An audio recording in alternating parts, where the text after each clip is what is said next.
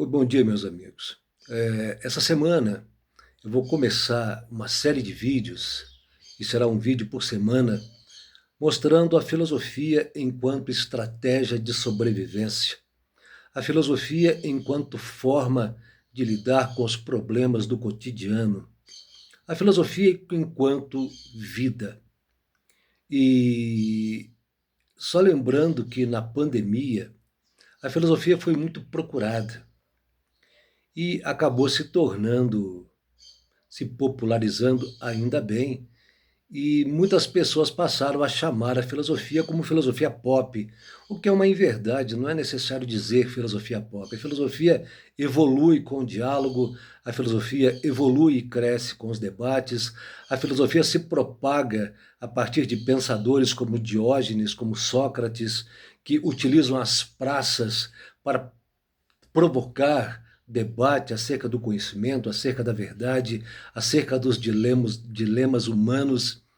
Então, vou procurar trabalhar de maneira bem rápida, vídeos curtos, em cima desses filósofos que mostram a filosofia enquanto remédio.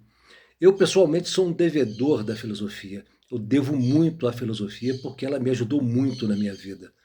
E a filosofia enquanto remédio, enquanto terapia, enquanto forma de vencer dificuldades, ou pelo menos de nos dar consciência da necessidade de nos conhecermos, e nos conhecermos muito e buscarmos a verdade para poder e saber administrar os dramas que a vida nos proporciona. Eu vou começar essa semana falando de um filósofo que eu particularmente gosto muito, muito combatido, mal entendido, mas um dos filósofos mais interessantes nesse quesito da filosofia enquanto remédio. Esse filósofo é Epicuro de Samos, que exerceu a sua atividade filosófica no século III a.C. E o teor profundo desse pensador me deixa perplexo porque são coisas que afligem o ser humano até hoje. Epicuro de Samos é um filósofo materialista e, sendo assim, ele valoriza profundamente o conhecimento pelos sentidos e pela experiência. A ideia central do pensamento ético de Epicuro é que o sentido da vida é a felicidade. E essa felicidade só pode surgir a partir do prazer. Quando ele diz isso, ele é muito mal interpretado por muitos que não o leram e imaginam que ele leve essa questão do prazer aos níveis do próprio hedonismo de Zenão de Cícero, de modo algum.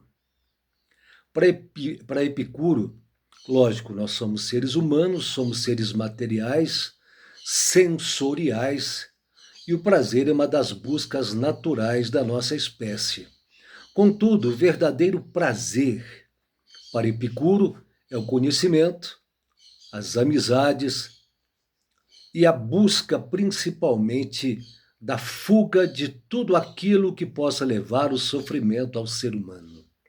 Prazer é fugir daquilo que pode tirar do ser humano a sua tranquilidade, o seu sossego. Segundo ele, a grande virtude humana é aprender que, fugindo de determinados prazeres que inicialmente podem nos dar a impressão de serem fundamentais, mas que no final de tudo trazem consequências que podem ser muito piores do que a gente imagina.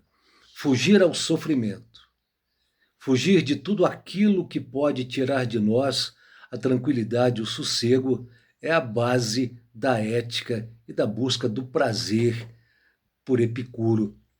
Epicuro é interessante porque ele percebe que nós humanos temos determinadas características pessoais que nos afligem profundamente. Dentre elas, o medo e, dentre elas, a ansiedade, as dificuldades em lidar com as coisas. Bem,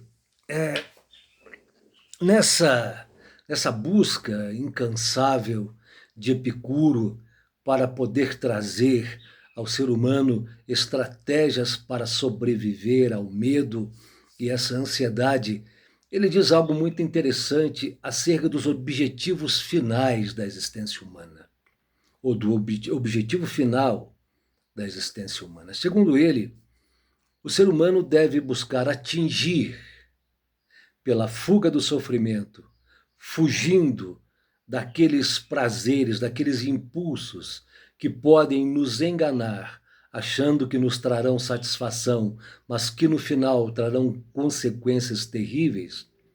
Ele prega a ataraxia, que seria, na verdade, a imperturbabilidade da alma, a tranquilidade da alma. Eu quero que vocês entendam que alma para Epicuro não é alma no sentido místico, no sentido teológico, de modo algum. Como Epicuro é um materialista, ele acredita que o mundo se divide em dois sistemas: a matéria e o vazio.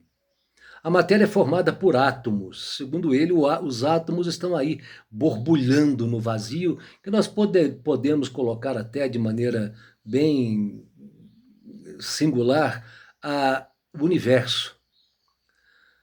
Tudo que circunda, que habita esse vazio, são átomos. E esses átomos vão se agregando e estabelecendo com essa agregação, com essa união, os seres. Os seres humanos foram criados com esse composto de átomos.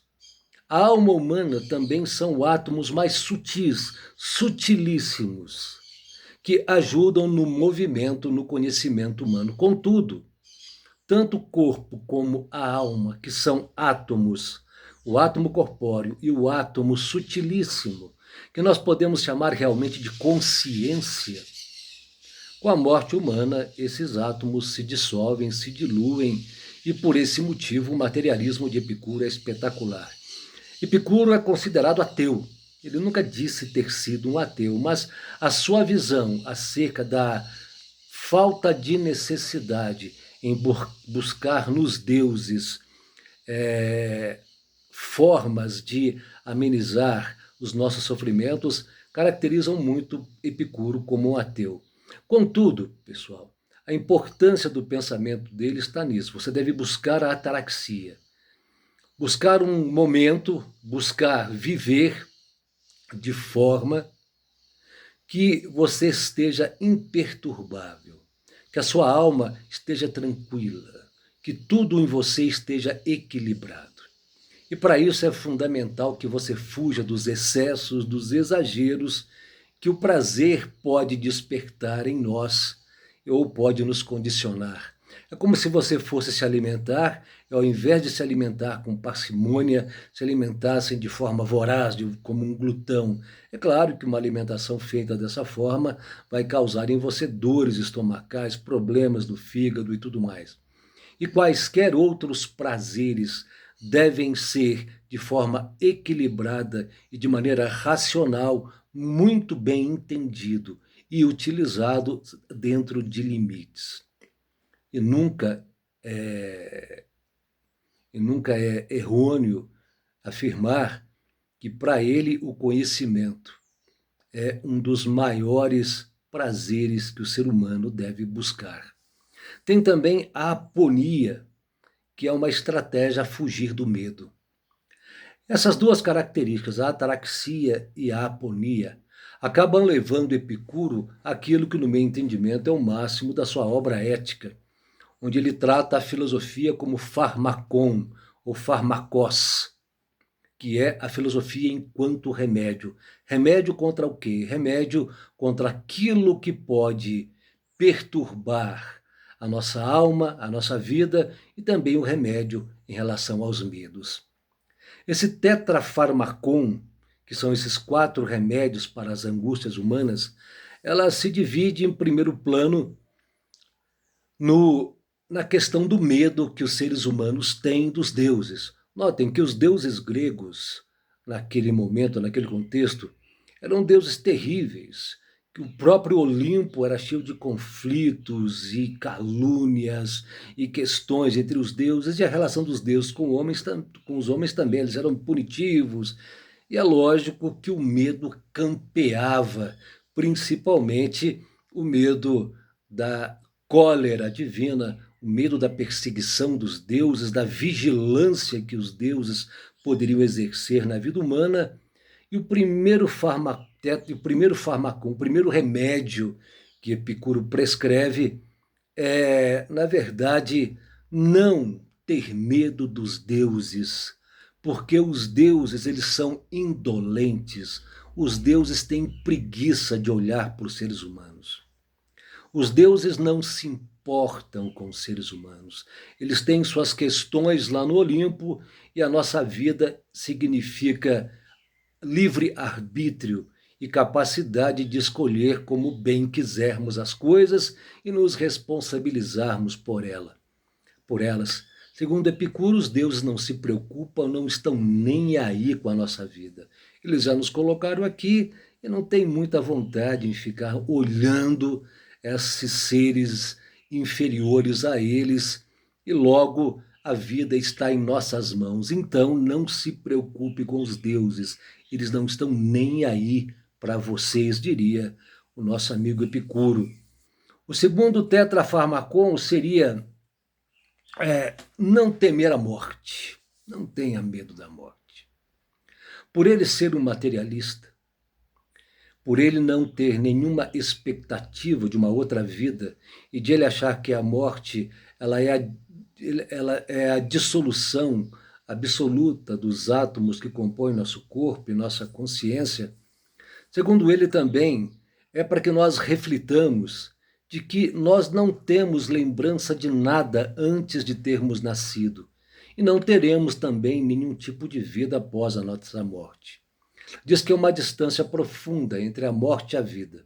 Segundo ele, enquanto vivemos, enquanto existimos, a morte não é. E quando morremos, nós deixamos de ser. Logo, o nosso contato com a morte é muito pequeno, ou quase nenhum. Então, não devemos temer a morte, porque ela não está contida na existência, na vida, no movimento humano. O segundo é que o que é bom é fácil de ser alcançado. Por que ele diz isso? Porque é fácil que nós nos habituemos a utilizar os prazeres de maneira equilibrada, pensando sempre no depois, pensando sempre na segurança e no sossego de saber viver uma vida de forma inteligente, sabendo equilibrar o prazer a conta-gotas, nunca exagerar, nunca viver por impulso, nunca viver desequilibradamente e nunca perder aquilo que ele achava fundamental, que era a ataraxia, viver em paz, viver bem, viver tranquilo. Então, é só a gente saber como avaliar o quanto eu posso, o quanto eu devo. E mais, saber que determinados prazeres devem ser deixados de lado, porque eles não compensam o sofrimento e os problemas que trarão depois. Sabe as palavras, hein? E o quarto é que tudo que é terrível, que todo sofrimento pode ser suportado. Você pode suportar as dores, as agruras, não fugindo do sofrimento, aprendendo a viver com ele e sabendo que nós humanos somos capazes de suportar o impossível, porque a nossa história é assim.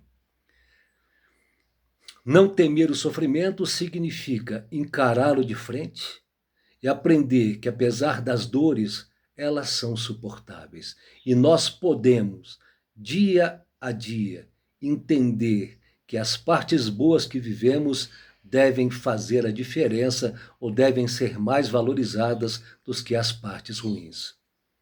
O pensamento de Epicuro parece simples, mas ele é muito profundo e é muito fundamental para que nós atinjamos o equilíbrio. Só mais um detalhe, Epicuro foi o primeiro hippie, o primeiro cara a montar uma comunidade hippie, podemos dizer assim. Ele comprou uma casa com um jardim e lá ele deixava aberto para que seus alunos e também mulheres que não eram aceitas, que não eram consideradas pelos gregos como capazes de aprender as coisas, de atingir alto nível de conhecimento, e lá ele mantinha com seus alunos e alunos discussões impressionantes sobre filosofia, sobre a vida, e também eles tinham uma agricultura de autossubsistência.